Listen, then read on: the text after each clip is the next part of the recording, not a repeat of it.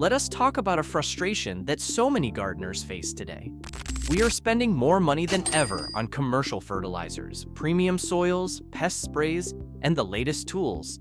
Yet our gardens are producing far less than the big productive plots we remember from when we were kids. Just a handful of small tomatoes, skinny carrots, zucchini that stop growing halfway through the season, and plants that wilt or get overrun by bugs before we can harvest anything meaningful. I struggled with this for years. I followed every modern gardening tip, bought every promising product on the market, and still ended up disappointed with weak results and a much lighter wallet. My garden never came close to the massive, overflowing, and beautiful gardens that my grandma maintained year after year with almost no spending at all. If you are feeling this same frustration right now, you are going to love what I am sharing in this video. Grandma grew enormous vegetable gardens filled with healthy plants and beautiful flowers that easily fed the whole family every single season. She never relied on expensive store-bought inputs. Instead, she used simple forgotten tricks that were passed down through generations. These methods cost almost nothing, use common household items, and create strong, resilient plants in a completely natural way. Today I am sharing her 7 most powerful tricks that finally helped me grow the abundant and productive garden I had always dreamed about. These techniques are practical, time-tested, and continue to deliver impressive results season after season. Let us begin with the first trick. Grandma saved every single eggshell from the kitchen. She would rinse them clean, let them dry thoroughly on a tray, then crush them into small pieces with her hands or a rolling pin. She sprinkled these crushed eggshells generously around her tomato plants, peppers, eggplants, and squash. The shells release calcium slowly into the soil, which strengthens plant cell walls, prevents blossom end rot, and supports overall sturdy growth. She mixed a good handful right into the planting hole for new transplants, or gently worked it into the top few inches of soil around established plants. Since I started copying this habit, my tomatoes have stayed firm and almost completely free of rot even in humid weather. The plants develop thicker stems and produce more consistent, high-quality fruit all season long. For the second trick, we have something really simple yet incredibly effective for a strong potassium boost. Grandma never wasted a single banana peel. She chopped them into small pieces and buried them a few inches deep near the roots of her roses, tomatoes, peppers, and bean plants. Other times, she soaked the peels in a jar of water for 3 to 4 days to create a nutrient-rich tea, then strained and poured it directly onto the soil.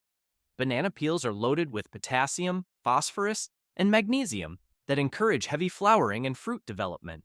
After using this consistently, my pepper plants now produce twice as many fruits with noticeably better size and flavor, while my rose bushes bloom more abundantly with deeper, richer colors that last much longer.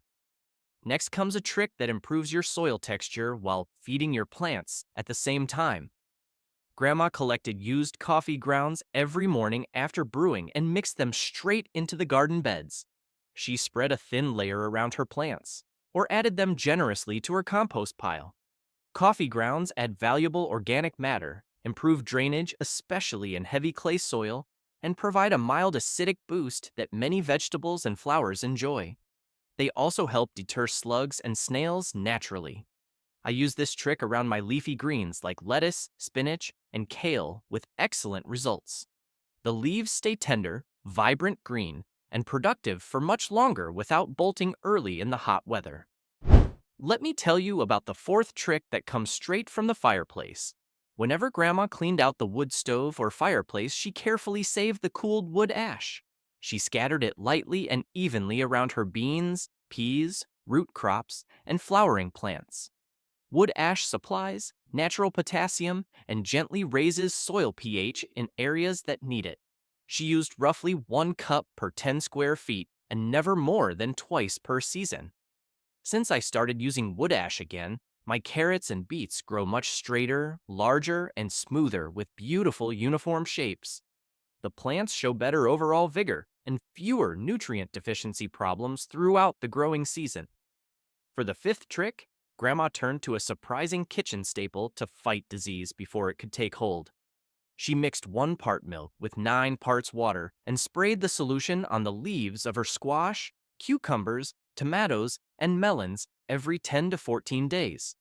This simple milk spray helps prevent and control powdery mildew, along with several other common fungal issues. The natural proteins in the milk work to boost the plant's own defenses. I always spray early in the morning so the leaves have time to dry quickly. My squash plants now remain green, healthy, and productive deep into the fall instead of collapsing in midsummer like they used to do. Here is the 6th trick that builds incredible soil quality over time. Grandma collected fallen leaves every autumn and allowed them to break down slightly before spreading a thick, generous layer as mulch across all her garden beds. This deep leaf mulch eventually turns into rich leaf mold that feeds beneficial soil organisms, holds moisture during dry periods, and naturally suppresses weeds. She left the mulch in place through the winter months.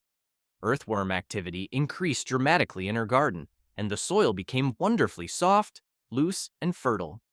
My plants now develop much deeper root systems, need far less watering, and handle heat waves and short droughts with ease.